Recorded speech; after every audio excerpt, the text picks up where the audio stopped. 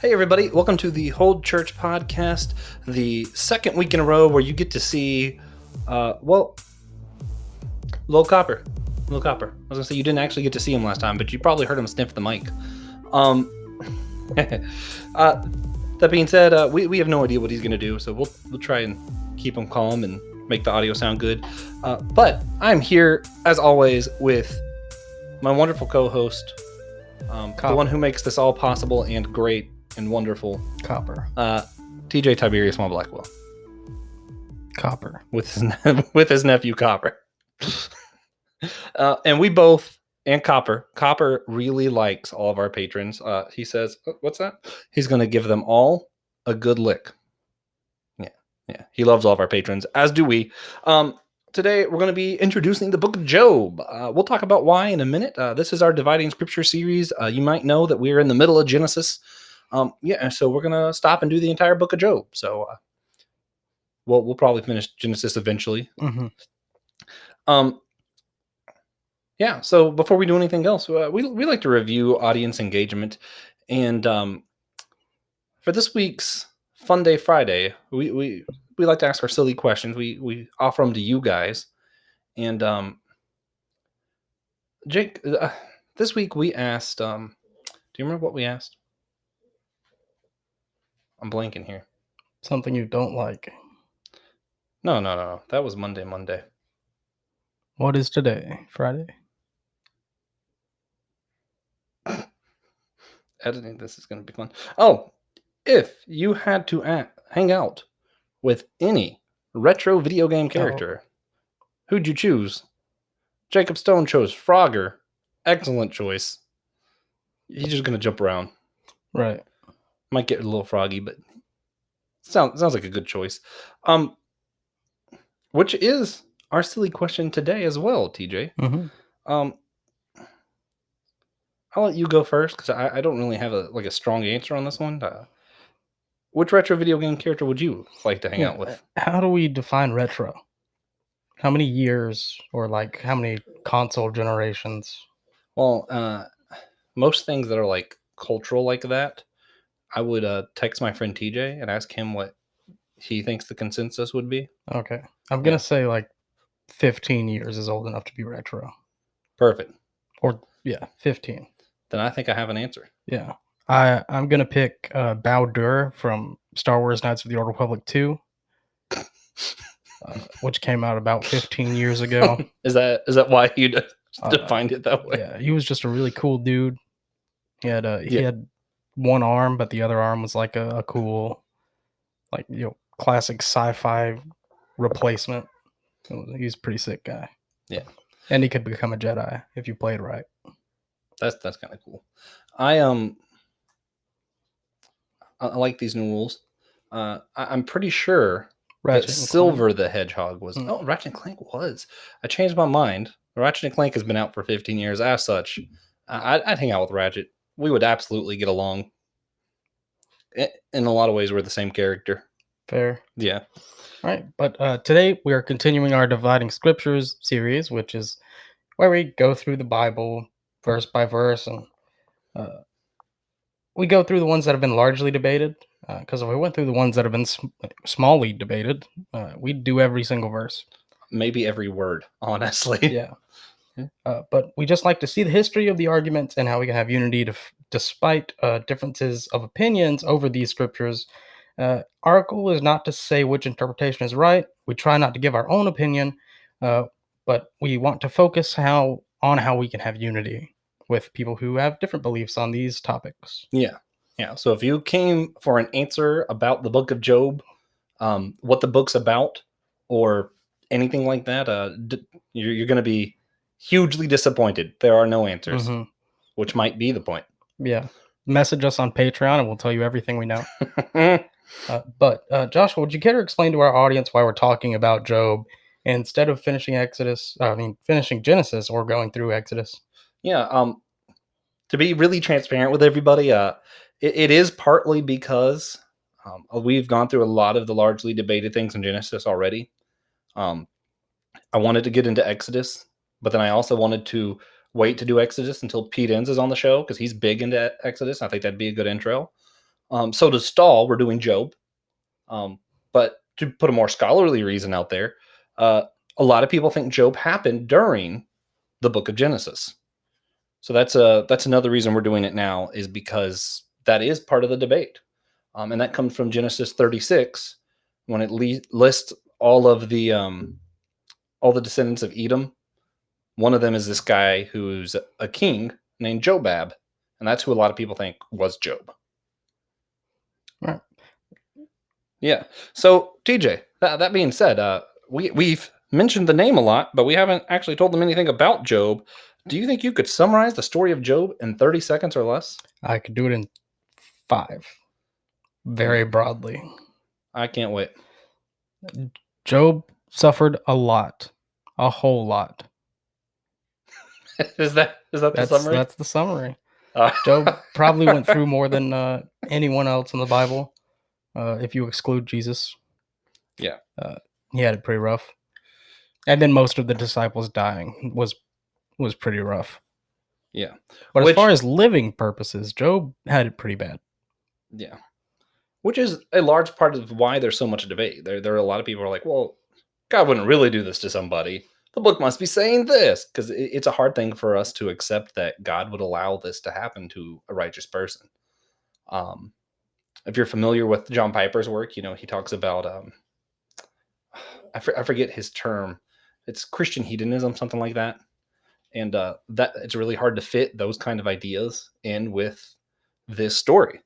Um, but before we do, that's going to be when we actually get into the book. Today, we're just going to kind of introduce what the book's about, who wrote it, when it happened, and how we don't know the answers to any of those things. So one of the problems, just starting off, comes down to the Septuagint. The Septuagint is the Greek translation of the Hebrew scriptures, um, and it's really weird, guys. Some of our earlier versions of this text that aren't the Septuagint don't include a lot of things that are in the Septuagint, and vice versa. They're actually kind of two different texts. And the Septuagint, it includes a lot of stuff that a lot of Greek words that could be interpreted as being salvific or like redemptive, whereas in the regular one, it's just kind of like, hey, this sucks. And yeah, so that's going to be a pretty big problem when you come down to the fact that a lot of our early church founder fathers and stuff didn't have any version other than the Septuagint, and that's where they based their interpretations off of, and that's where people got, we build off of history. So we have two lines of thoughts from that, and one of them includes Saint Jerome. We're going to talk a lot about him throughout the book of Job, because when he interpreted Job, he used the Septuagint and included his own commentary to try and make it make sense. And then people got that and thought, all of this is the Bible, including Jerome's commentary, because he didn't mark, hey, this is just commentary. Yeah. Yeah, Chad move. I'm, I'm just gonna transcribe this and put in what I think, and not say anything about it. Not a footnote. It's not off to the side. Yeah. People won't get this on No their own, reference so number. I'll just say this means this. Yeah. Everyone will think it's the Bible. Yeah. How do you feel about the Septuagint? Just in general. Mm-hmm. It's opinion time. Yeah, I like to not give my own personal opinion. I think it was good in its time when it was the best that we had. I'm of the opinion that now that we have more accurate texts that are older and in the original language, there isn't a ton of reason to still use the Septuagint. All right. Does that make sense Yeah. though? All right. What do you think? I don't have thoughts. Oh, So Job is an enigma, and has been the subject of much debate. Usually, the debates are more civil than the ones that we covered in Genesis. Uh, Pretty sure no one has died over the Jobic debates or whatever you want to call it. But uh, we will see a lot of the issues in Job can lead to bigger problems in how we build more important theological arguments later on. Which is, if you have a bad foundation, everything above it will be bad. yeah. Well, it's like those people who learned how to add with the new what's that method called they do in school now? I have no idea. Well, if you learn to add different ways, even if you're coming up with the same answer, how you learn multiplication is going to be different, and eventually it's going to impact all of how you do math. Same thing with theology, you know, and we'll see that as we get more into the stuff. Yeah. But today we're just doing a quick survey of some of the debates on what the book even is. The first debates revolve around context. Yeah. So some people think that Moses wrote it, uh, primarily because of the subject matter and some of the stuff he talks about, like the Leviathan and all that. And they're like, well, other places in Psalms said that that happened before creation, so this must be during Genesis. So, like content wise, it makes sense why they think it was written pretty early on. Um, but other people think it was written after the Babylonian exile because it was the type of literature it was. Primarily, you didn't write like that, except for in like Greek or other different cultures that didn't happen until after the Babylonian exile. So it's kind of hard to even tell. We have no idea. Yeah, that's the answer. Right. Some people believe Job is the Edomic king mentioned in Genesis 36, like Josh said earlier. Jobab, or yeah, Yeah, that's right. And some people believe he was a character from the exilic times. Some people believe the whole story is an allegory and there is no literal person named Job. yeah, yeah. We're going to talk about some pretty important people who thought that later on. Yeah, but in Ezekiel 14 and James 5, Job is referenced with a few other historical figures like Abraham and David and stuff. So, which then that's a pretty strong argument for saying Hmm. that he was a real person because, well, it's I don't typically create a list of my friends. My friends, TJ, Mark, Russell, Steve Rogers. I just you don't do that. Yeah. Yeah. Although now I kind of want to. All three of us are Steve Rogers anyway. Yeah. So it's Um, not like. some other stuff that's not in the Bible. There's a book called The Apocalypse of Paul. It's also not in the Apocrypha, in case you were wondering. It's not canon at all, actually.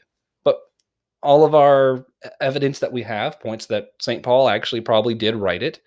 And in that, he says he was in heaven, talking about what all he saw there. And one of the things he saw was a person named Job. Hmm. So that's some more evidence for it being a real person. Right. Some people believe the book was meant to be ambiguous. Some people think it has a clear meaning, which vary, but people think it's about the problem of pain. Some people think it's about who has wisdom. Some people think it's about giving us permission to question God, and some people think it's about how wisdom doesn't always work. Yeah, very clear meaning, but we all disagree on what that clear meaning is. Right. Uh, Interesting. the story of Job is retold in different ways in other post-exilic literature, such as Tobit, Sirach's Life of Job, which is not Sriracha, that is Sirach, probably is a better way to say it, but and the Testament of Job. We will discuss the interpretations of the character of Job from these works in future episodes. But for now, note that St. Jerome used these to explain how Job was meant to be a Christ figure, which heavily influenced his position on the point of the book. Yeah, yeah. A lot of this episode is just going to be groundwork for y'all to understand future episodes. But it is what it is. There's a lot of disagreement over what type of literature the Book of Job is. We kind of already mentioned that. Some people think it's a historical narrative, like this is just a historical story, and then it has a lot of poetic lines that are included later on. Some people, like TJ said, think it's just completely allegorical. Some people think it's just poetry that has just a little bit of narrative to kind of push the poetry along. Some people think it's satire. This is just a like what's the book that you like? Enoch? No, the one where the one we're told to eat babies. Oh, A Modest Proposal by Jonathan Swift. Yeah, some The people. essay. Yeah, some people think it's like that, where he's trying to point out God's obviously not like this, so it's a satirical book. Some people, which I think this one's pretty interesting, think it's Socratic in nature. Basically, that there was an original work, and then one redactor came in and said, "Okay, but consider this point of view," and then someone else came in and redacted the book and said, "Okay, but consider this point of view," and so on until we eventually get a final copy. Hmm. Quick warning with that: there's a character Elohai. He's largely debated, particularly Yeah. because of redactions. Hmm. And I personally believe it's a long form postmodern haiku. Uh, I can't but that decide is if you think that's true or not. Yeah, but St. Augustine thinks that, and this is what's interesting. So near the end of the book, God's like, Job, all of your friends are wrong. But then he lists three of the friends and does not list Elohai, which Augustine took that to be as So obviously Elohai was right because God said everybody else was wrong. So, you know. But then a lot of modern people who believe in the redactors are like, well, one redactor must have just came along after the end was written and added Elohai's part, which makes sense. That would be why it wasn't included. It wasn't there yet. All right. And if you've been with us before, you might be able to tell that this is where we go into our think tank segment. Uh, we will review some of the discussions we've had on our Whole Church Think Tank group on Facebook over today's topic. The group is about 30 church leaders, mostly previous guests, and we've got pretty much everything on there from Catholics to Lutherans to Pentecostals, and no one from Ethiopian Christianity. Yet.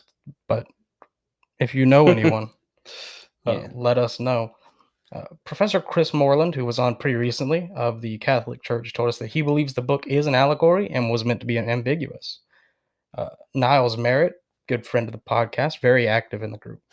Uh, Mostly Reformed theology, but he's got a whole big backstory. You got to Yeah. go listen to his episode for. Oh, yeah.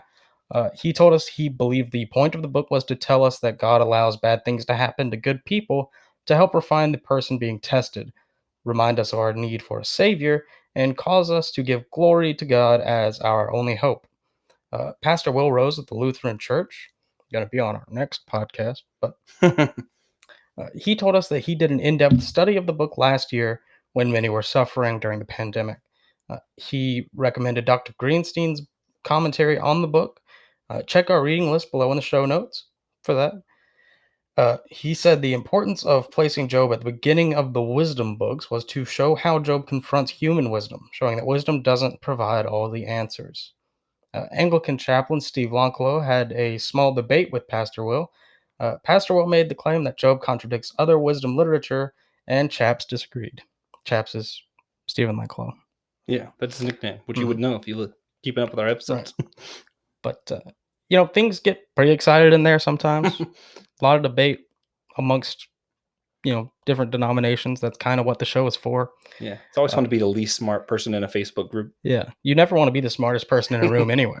Yeah. It's a lot of fun when you're the least smart person and you're the one asking the questions. Yeah. You can ask as stupid as you want. Just watch them, say what they're going to say. That is all for our think tank segment this week. Yeah. Month. Now we're going to try to do a quick survey of what different historical figures believed about the book of Job. I say try because I want to tell you all about all the details and why it's so important, but TJ's going to stop me because that's the responsible thing to do for an intro to Job podcast. We're going to be talking about not just Christian beliefs, but also some historical Jewish beliefs and historical Islamic beliefs. And just so you guys know, we're not condoning Judaism or Islam as equally right ways to get to God. The reason we're including it is because some of their thoughts have influenced Christian thought. And it's important to be able to track the history so we can see, okay, this is how we came to some of our beliefs. And a lot of that actually did come from some Muslim thoughts on Job. So we'll cover that. But first, we're going to talk about some Jewish thought because, it's originally just a Jewish book until Christians came along. Some early Jewish commentaries saw Job as a man who was set against God because he was so impatient, which is ironic because a lot of the times now when we preach Job, it's about how patient he was. They believed the book was a condemnation of Job, just like those like him. So, not to be impatient like Job. That's bad. The Talmuds, which is Jewish commentary that's like canon for them and their religion, it was canonized in 350 AD, which is after the Christian Old Testament was canonized, but before the Christian New Testament was canonized. So around the same time as the Bible, basically. It sees Job as a righteous man in those texts. However, there's two different Talmuds, but in one of them, it goes from like one page saying Moses wrote this, and then almost the very next page says, yeah, but that story took place after the exile, which is like 400 years after Moses died. So that's kind of confusing. And then in another place in the Talmud, it suggests that maybe Job was just an allegory. So even the Talmuds don't actually have a solid answer on that. So Right. And Sadia from the late 800s AD. Yeah. Believed Job never sinned and that the book disproved the doctrine of original sin. He also denied any midrashic interpretation, claiming that the book was 100% historical. Rashi lived from 1040 to 1105. Believed Job was being tried because of his lack of intelligence, and this was also Job could learn more about God. We will see this thought heavily influence Christian thought, Yeah. which is why we're covering it here. Leon de Somi from the 1500s believed Job was the first drama ever written, even before the Greek dramas. He also believed Job should be a part of the Torah, and he's not the only person who thought that. Abraham Yeagle from the late 1500s, early 1600s believed it should be considered a novel and not a part of the Bible at all. Yeah. So, These are two radically different beliefs. yeah, Yeah. a lot of very different Jewish thought. Yeah. It should be part of the Torah because Moses wrote it, or not in the Bible at all. Yeah, it shouldn't be in any part of the Bible. Yeah. So then we come to Christian thought, which is what you guys are used to hearing us talk about. St. Jerome, again, I told you we're going to hear a lot from him. He was in the 400s, so pretty early on, but not like first century Christianity. He often, like we said, he preferred the Septuagint translations of Job over the other translations, which is why he really thought it had a lot to do with resurrection and that Job was just a very clear say, hey, this is what Jesus is going to be like. St. Clement of Rome, he's a first century Christian, and Augustine, who lived from 354 to 430 AD, they both used Job as proof of the doctrine of original sin, which is contrary to someone we said earlier. Augustine also claimed that Job was the first to prophesy about Christ. He's talking about Job 9, which says that Job's talking about how much he desires a mediator. I would say that's more of a prophecy of the Holy Spirit, but Augustine, if you want to come argue with me, that would be great. Good luck. Augustine also thought Job was a Christ figure, and his punishment represented the punishment of the Jewish people. Pretty interesting take. Pope Gregory the Great lived in the late 500s. He agreed with a lot of the Jewish scholars at the time that Job was both literal and allegorical. It's a little bit of both and kind of thing. And Thomas Aquinas saw a literal Job confined to the Vulgate translations because he didn't know Hebrew, though. He thought much of Job was about resurrection as he was reading St. Jerome's translation, which included some added commentary by Jerome. He also believed Job's sin was against the intellectual virtues. This comes from Aristotle thinking. Yeah. Which is interesting. Jerome was like, yeah, Aristotle was onto something, which was written well after Job. Right. Nicholas of Lyra, who was one of Martin Luther's big heroes, lived from 1270 to 1349. He differed from Aquinas in a couple ways, but not many. But he could read the original Hebrew writings, and he denied the salvific message of Job. Yeah, which is the big difference of him and Aquinas. Mm-hmm. Yeah. Thomas. Martin Luther. Probably a lot of people are familiar with him. 1483 to 1546. He said the book of Job suffered more from German translation than the man himself suffered. He said, we were so bad at translating this. That was just worse. He also said that it was about original sin, that no man is righteous, and God punishes everyone. And that's why bad stuff happened to Job. John Calvin, another popular reformist, 1509 to 1564, he used Job as an example to prove his doctrine of the elect. Clearly, God was like, yeah, Job's specially chosen. So, he used the book of Job to defend original sin and resurrection. Theodore Beza, one of John Calvin's students, believed Job was written after the style of a Greek tragedy. William Blake did a huge art piece in 1826 portraying Job as a romantic hero, and Victor Hugo in Hunchback of Notre Dame portrayed Job as a romantic hero. Yeah. Which was conveniently left out of the Disney movie. Mm-hmm. Everyone write a complaint. C.S. Lewis, my personal literary hero, he believed it was an allegorical book. He just didn't think it was historical at all. Lewis lived from 1898 to 1963, so we're kind of catching up to more current times. Then to go to current times, Tremper Longman III, been on the podcast before. He'll be back in January. He believed Job is more allegorical because he classifies it as poetry. More doesn't mean completely allegorical, by the way. He states that the point of the book is to ask the question, who is wise? Right, and we wanted to get onto some Islamic thinking because everyone has thoughts. Uh, there is a medieval illustration of Ayub, that is another name they have for Job, in Islamic libraries that shows Gabriel gifting Job a rose after Job was healed by a spring of water. Muslims were the first to begin referring to Job as a prophet. Uh, Al-Tabaria, lived 1839 to 1923, claims that the story is to show how good believers withstand suffering for the love of God.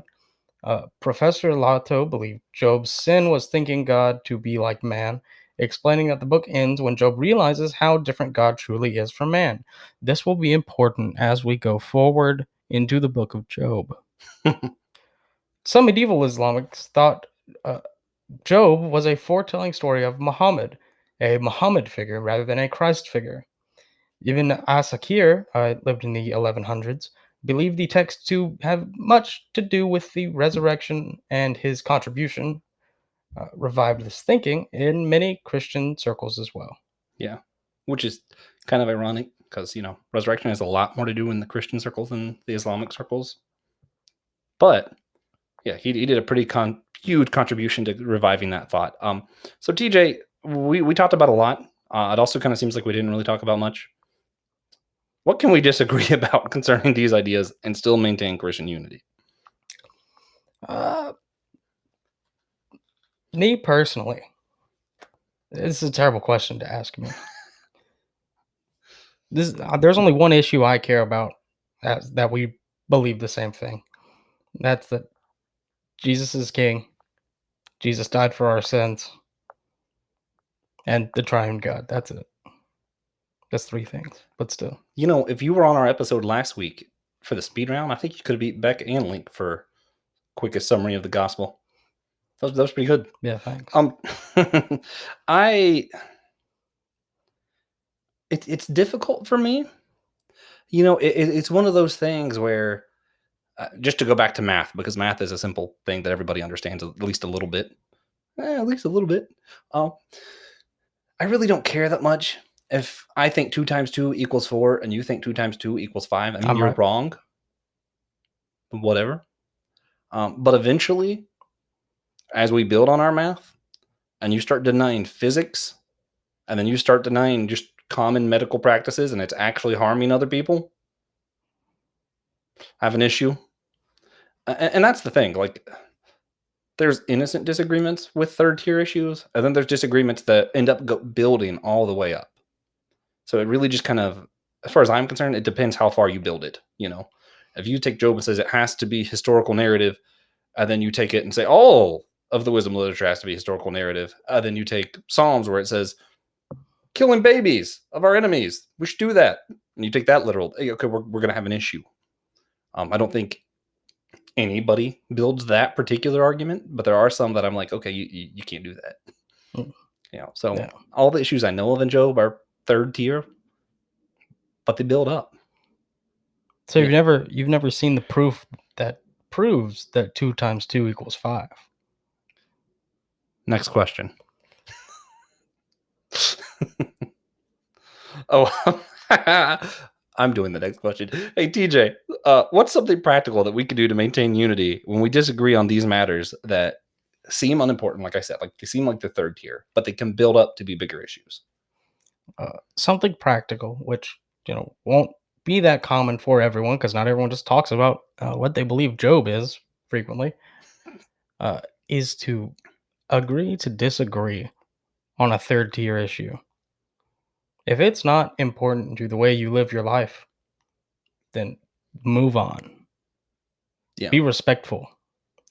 Yeah. And if you get too heated, you get a little too angry, just stop having the conversation. That's just good. That's wisdom right there. I don't know if it's That works wisdom that for Job would agree everything. with, but sometimes just stop having the conversation is great. I actually had a thought too. Um, I'm trying to word this carefully. This applies to some of the stuff we talked about in Genesis also, but when you hear that someone disagrees with you on something, don't assume what they build off of that. When we're talking about these third tier issues, which, I mean, this isn't necessarily a third tier issue, but when we're talking about the age of the earth is one, right? And that's not in Job, that's in Genesis, but it still works for this idea. Just because someone says they think the earth is older you shouldn't assume that means they think it's millions of years old. They think that evolution is true and that the creation story is false. Don't assume that. It's a third tier issue. Say, okay, that's fine. But what do you think about this? Treat it as different subjects, and I think you'll go further in your conversations. Yeah. Well, what do you think would happen if everyone started doing those two things?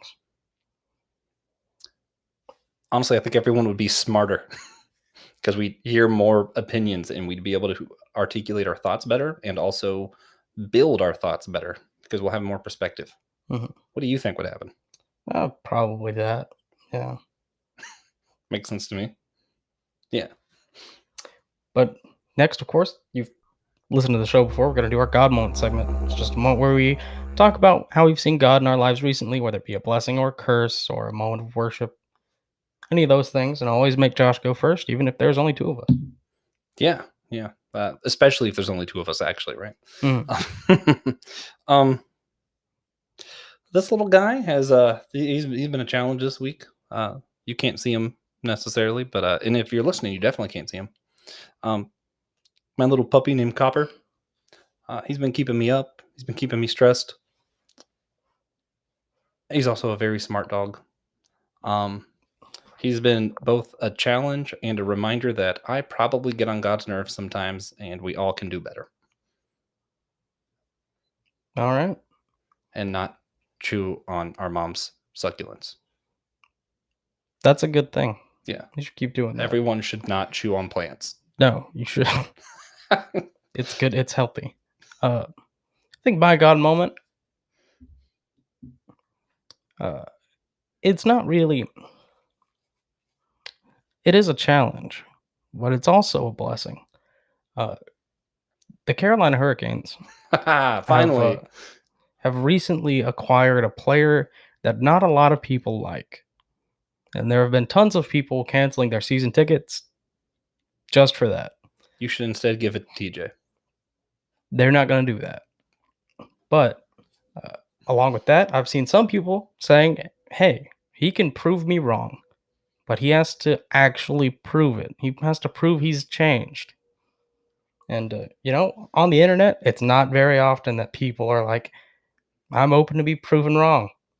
Please prove me wrong. And it's nice to see that. And I'm not saying I think he can do it, but at least some people are giving him the chance. So, yeah, that's always nice. Yeah. All right. If you enjoyed this episode, please consider sharing it with a friend or your cousins. You don't want them to share it with enemies this time? Cousins. Fine. I love my cousins. I feel obligated to say that every time you do this. See, cousins are a step above friends and enemies. Cousin is closer than friend. I don't think I've ever had an argument with my cousins. Cousin shouldn't be closer than enemy. But cousin is closer than friend. Anyway, you guys can check us out on patreon.com/thewholechurch podcast. We also have another podcast coming up called Systematic Ecology. You can check out its Patreon page, which will include at least one of my cousins. Yeah. Some future guests for the show, we have Dr. John Soden, author of In the Beginning, We Misunderstood. Best-selling author Frank Viola will be joining us to talk about his new book, Hang On, Let Go, What to Do When Your Dreams Are Shattered and Life is Falling Apart. Christian Ashley, creative writer, and Francis Chan at the end of the season. Yeah. He doesn't know, though. Mm-hmm. Yeah. But yeah, he'll figure it out eventually. He will one day learn and then be on the show. Yeah. And then we'll start season 2 and we'll have the residing Pope, because I'm not counting on Pope Francis II still being. Because of how long it'll take season 1 to. Yeah, that checks out. But thanks for listening. Come back next week. We'd love to have you.